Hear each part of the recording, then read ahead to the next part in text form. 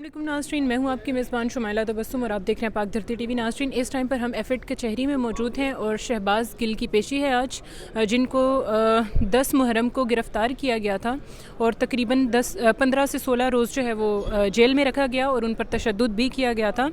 और उनका एक डायलॉग है जो आजकल काफ़ी मशहूर हुआ है कि इस्माइल गिल का पोता गद्दार नहीं हो सकता।